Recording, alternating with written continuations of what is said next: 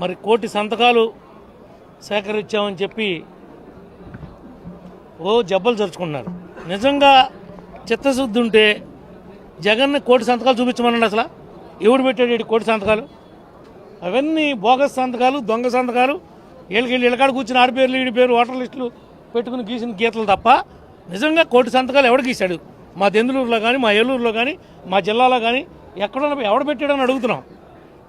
అవన్నీ బూటకంగా అక్కడో ఫ్లెక్స్ పెట్టుకుని వలస వచ్చినటువంటి పక్షులు ఏ విధంగా కొల్లేరుకు వచ్చి మేతకి వెళ్ళిపోతూ ఉంటాయో అలాంటి పార్ట్ టైం పొలిటీషియన్స్ అందరూ ఒక పార్టీలో జాయిన్ అయ్యి వాళ్ళ నాయకుడే ఒక పార్ట్ టైం పొలిటీషియన్, వాళ్ళ యొక్క నాయకులు ఇక్కడ ఉన్నవాళ్ళు కూడా పార్ట్ టైం ఉండేవాళ్ళే తప్ప ఫుల్ టైం రాజకీయాల్లో ఉండి ప్రజాసేవకే మేము అంకితమై ఉన్నాం, ఈ నియోజకవర్గంలోనే చావైనా రేవైనా వాళ్ళ కష్టాల్లో మేము పాల్పంచుకుంటున్నాం అని చెప్పేవాళ్ళు లేడు.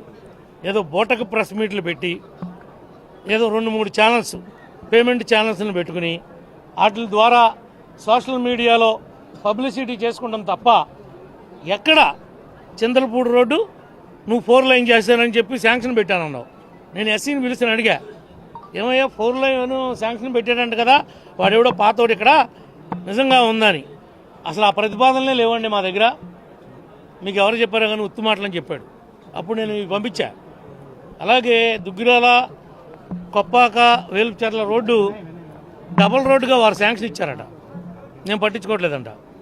అడిగాను వాళ్ళని పిలిచి, ఏమీ లేదన్నారు.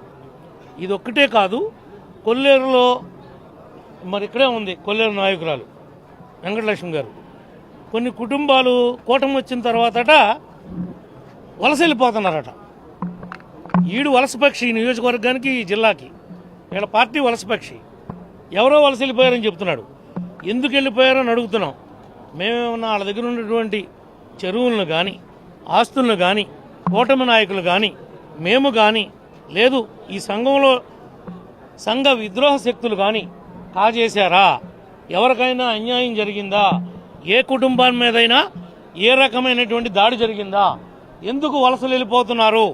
నీ దృష్టిలో వలస వెళ్ళిపోయినటువంటి కుటుంబాలని తీసుకురా, మాట్లాడతాం. జిల్లా కలెక్టర్ గారు ఉన్నారు, జిల్లాకు సంబంధించిన మంత్రులు ఉన్నారు, ముఖ్యమంత్రి గారు ఉన్నాడు, ఉప ముఖ్యమంత్రి గారు ఉన్నాడు, చర్చిస్తాం. అంతే తప్ప సమస్యకి ఎదురెళ్తాం తప్ప మీలాగా సమస్య వస్తే తోక ముడుచుకుని పక్కకు తప్పుకోమని చెప్పి కూడా ఈ సందర్భంగా మీకు తెలియజేస్తా ఉన్నాం. కొల్లేరు సమస్య కూడా సుప్రీంకోర్టు ఒక కమిటీని కాన్స్టిట్యూట్ చేసింది.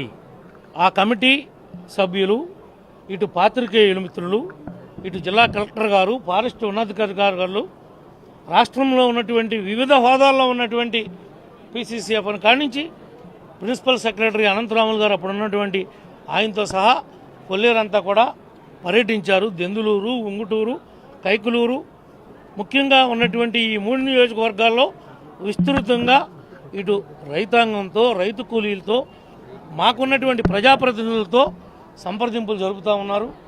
దానికి శాశ్వత పరిష్కారం కూటమి ప్రభుత్వం చూపిస్తుంది, మేము చూపించగలుగుతామనేటువంటి నమ్మకం మా మీద ఉంది, మాకుంది.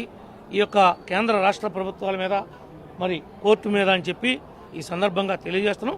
తప్పనిసరిగా అంటే అనుకున్నదే తడువుగా పని అవ్వదు, ప్రతిదానికి కొంత కాలయాపన కావాలి. మరి అలాంటి కోర్టులో ఉన్నటువంటి సమస్య కాబట్టి దానికి టైం అనేది మేము ఫిక్స్ చేయలేం, మీకు కూడా తెలుసు. తప్పనిసరిగా పరిష్కార దిశగా ప్రయాణం చేస్తున్నాం. మా ఎంపీ గారు కూడా ఢిల్లీ స్థాయిలో తీవ్రమైనటువంటి కృషి చేస్తూ ఉన్నారు. ఇంకా కొల్లేరులో పర్యాటక ప్రాంత అభివృద్ధి కోసం అందరూ ఎదురు చూస్తున్నారు. ఇందాక పర్యాటక మంత్రి కూడా వచ్చారు.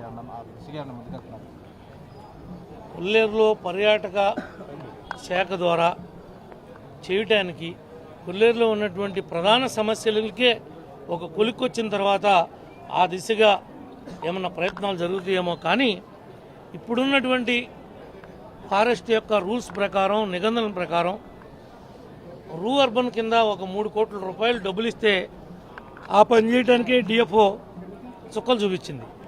ఈ నిబంధనల మధ్యలో మనం కొల్లేరులో పర్యాటక కేంద్రంగా అభివృద్ధి చేసి తీరుతామని చెప్పి ఆ వైఎస్ఆర్ పార్టీ పగట వేషగాళ్ళలాగా మేము కొయ్యలేం కోతలు. ఆ కోతలు కోయటం మాకు చేత కాదు. అది ఇప్పట్లో అయ్యే పని కాదని నేను భావిస్తున్నా. ఒకవేళ వాళ్ళ అదృష్టం బాగుండి అవ్వచ్చేమో మరి. ఓకే.